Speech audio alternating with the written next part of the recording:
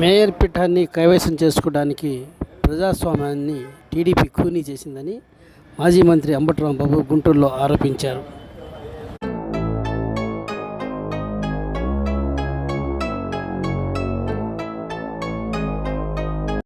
నగరపాలక సంస్థలో మెజార్టీ బలం ఉన్నప్పటికీ వైసీపీ కార్పొరేటర్లను బలవంతం లాక్కుని పోయారని ఆయన ఆరోపించారు. ఒక అప్రజాస్వామికమైన అనైతికమైన కార్యక్రమంగా మేము భావిస్తున్నాం. మా అభ్యర్థి ఓటమి పాలయ్యాడనే ఉద్దేశంతో కాదు. ఆఫ్టర్ ఆల్ 1 year, ఇంకా 1 year కోసం కూటమి కక్కుర్తి పడింది. కూటమి కక్కుర్తి పడటమే కాదు, నానా గడ్డి కరిచింది. అనేక రకాల ఎత్తుగడలు, అనేక రకాల ప్రలోభాలు, అనేక రకాల ఆశలు కల్పించి ఈ 1 year కావలసినటువంటి మేయర్ పదవిని దక్కించుకున్నారు. వాస్తవంగా బ్రీఫ్గా ఒక చిన్న మాట చెప్పాలి. మొత్తం 57 డివిజన్లు కలిగినటువంటి ఈ కార్పొరేషన్ 2021 మార్చిలో జరిగినటువంటి ఎన్నికల్లో వైఎస్ఆర్ కాంగ్రెస్ పార్టీ 44 డివిజన్లు గెలుచుకుంది. మొత్తం 57 డివిజన్లు కలిగినటువంటి ఈ గుంటూరు కార్పొరేషన్లో 44 డివిజన్లు వైఎస్ఆర్సీపీ గెలుచుకుంది ప్రజాస్వామ్య పద్ధతుల్లో. తర్వాత మా అభ్యర్థి ఒక ఆయన రమేష్ గాంధీ గారు మరణించడంతో మళ్ళీ అక్కడ ఎన్నిక జరిగితే టీడీపీ గెలుచుకుంది. అప్పుడు ఏమైంది? 43-10-2 Janasena. This is the original style. అంటే కూటమి కలిసిన 12 వాళ్ళు, 43 వైఎస్ఆర్ కాంగ్రెస్ పార్టీ. సక్రమంగా పరిపాలన సాగుతూ ఉంది. ఎన్ని ప్రలోభాలు పెట్టారో ఆ భగవంతుడికి తెలియాల. చివరి సంవత్సరం వారు కార్పొరేటర్గా మేయర్గా చేయాలి వాళ్ళ అభ్యర్థి అనే ఉద్దేశంతో అనేక మందికి అనేక ఆశలు చూపించి అట్లా ఆపుకున్నారు.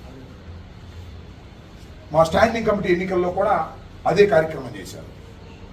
అనివార్యమైన పరిస్థితుల్లో మేయర్ ఎన్నిక జరగవలసిన అవసరం ఏర్పడింది. ఆ మేయర్ ఎన్నికలో అచ్చాల వెంకటరెడ్డి గారిని మేము అభ్యర్థిగా పోటీ పెట్టడం జరిగింది. అందరికీ విప్పు కూడా ఇవ్వడం జరిగింది. ఆ విప్పు ఇచ్చినప్పటికీ కూడా చిత్రంగా ఏంటంటే, సహజంగా వారికి ఎక్సెప్షన్ మెంబర్స్ 5 ఉన్నారు, మాకు 2 ఉన్నారు. 5 అంటే 3 ఎమ్మెల్యేలు, ఒక ఎమ్మెల్సీ, ఒక ఎంపీ. మాకు 2 ఉన్నారు, అప్పిరెడ్డి గారు, అదేవిధంగా మన యేసురత్నం గారు. ఇది ఒరిజినల్ స్ట్రెంగ్త్. ఈ పరిస్థితుల్లో మాకు 2 హాజరు కాల. ఇవాళ నిన్నటిదాకా మా అమ్మటే ఉన్నారు. ఇతర హాజరు కాల, సడన్గా హాజరు కాల.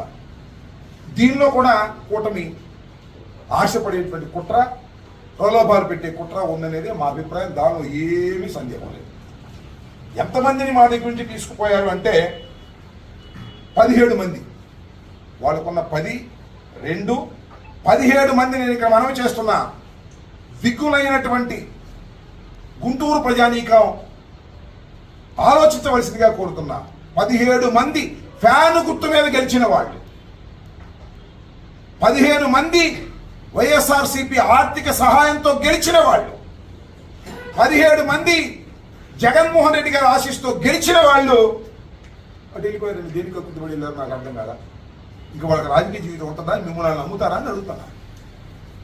ఈ పార్టీలో గెలిచి ఆ పార్టీలోకి వెళ్ళిన తర్వాత మిమ్మల్ని వాడుకుని వదిలేస్తారు తప్ప కూటమి ప్రభుత్వం మిమ్మల్ని నమ్ముతుందా, కూటమి మిమ్మల్ని నమ్ముతుందా అని అడుగుతా ఉన్నా.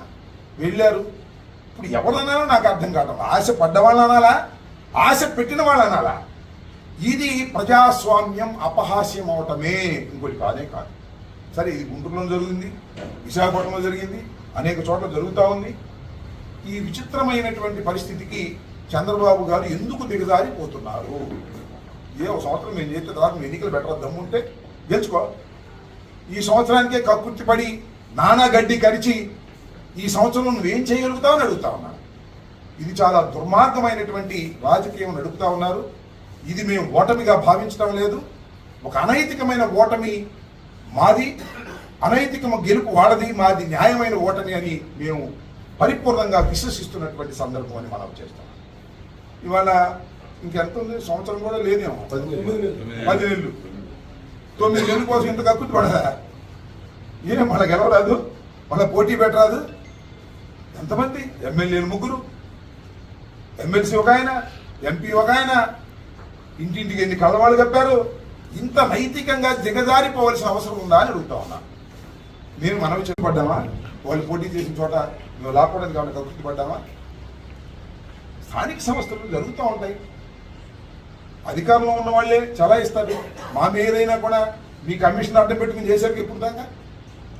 మీ కమిషనర్ని కావాల్సిన వాడిని అక్కడ వేసుకుని అలాగే రాజ్యాధికారం చేశారు కదా మీరు. ఈవెన్ మున్సిపాలిటీలో కూడా, కార్పొరేషన్లో కూడా. ఎందుకు ఇలా కక్కుర్తి పడుతున్నారో నాకు అర్థం కావడం లేదు. ఇది చాలా దుర్మార్గమైనటువంటి చర్య. దీన్ని నేను ఖండిస్తున్నాం. వైఎస్ఆర్ కాంగ్రెస్ పార్టీ పూర్తిగా ఖండిస్తుంది. ఈ అనైతికమైన విజయం కాదనే విషయాన్ని మీరు తెలుసుకోవాలని, ముఖ్యంగా గుంటూరు నగర ప్రజలు ఇంత అనైతిక, ఎందుకంటే ఇక్కడ గుంటూరు నగరంలో మోస్ట్ ఎడ్యుకేటెడ్ పీపుల్ ఉన్నారు, విద్యా సంస్థలు ఉన్నాయి, డాక్టర్స్ ఉన్నారు, మేధావులు ఉన్నారు. వీళ్ళందరినీ అడుగుతా ఉన్నారు, ఆలోచించండి. ఇంత అనైతికమైనటువంటి విజయం వాళ్ళకి ఇంత అనైతికంగా కక్కుర్తి పడాలా? ఎందుకు ఇంత దిగజారిపోతున్నారు? ఈ విషయాన్ని విజ్ఞులైన ప్రజలు ఆలోచించాలి. మనం చేస్తున్నా మేము ఓటమి పాలైనందుకు బాధపడటం లేదు, లేదా అచ్చాల వెంకటరెడ్డి గారు ఓటమి పాలైనందుకు మేము బాధపడటం లేదు. కానీ నైతికంగా నిలబడ్డాం. 25 మంది కార్పొరేటర్లు, 43 మంది గెలిస్తే 25 మంది కార్పొరేటర్లు, దానిలో గురవయ్య లాంటి ఇండిపెండెంట్గా గెలిచిన గురవయ్య కూడా మా పక్షాన్ని నిలబడ్డాడు. ఇండిపెండెంట్ గెలిచాడు.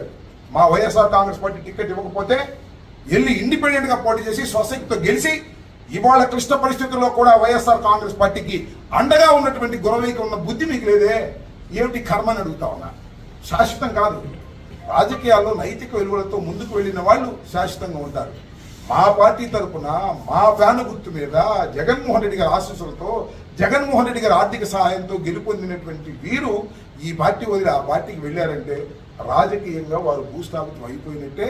రాబోయే కాలంలో మనమే గెలుస్తామని కూడా ఈ సందర్భంగా మనవి చేస్తూ, అంటే ఏదో మధ్యవర్తుల ద్వారా ఎలా కొనుగోలు చేస్తూ ఉంటారు. వీళ్ళు అలా కాదు. ఎమ్మెల్యేలే ఇళ్ళకెళ్ళి వాళ్ళ ప్రాధాన్యపడి కొనుగోలు చేసి సామధాన భేద దండోపాల దగ్గర నుంచి ఈ రోజున కౌన్సిలింగ్ తీసుకొచ్చి నేర్ ఎలక్షన్లో, అదేవిధంగా అధికార పార్టీలో ఉన్నారు. అధికార పార్టీలో ఉండి కూడా క్యాంపులు ఏర్పాటు చేశారు. మేము ఏ క్యాంపులకి వెళ్ళలేదు. మాకు కూడా మీడియాలో ప్రచారం క్యాంపులకి వెళ్ళారని, మేము ఏ క్యాంపులకి వెళ్ళలేదు. మేము ఇళ్ళ దగ్గరే ఉన్నాము. స్వచ్ఛందంగా మా వైఎస్ఆర్సీపీ కార్పొరేటర్లు నిజాయితీగా స్వచ్ఛందంగా వచ్చి నాకు ఓటేయడం జరిగింది.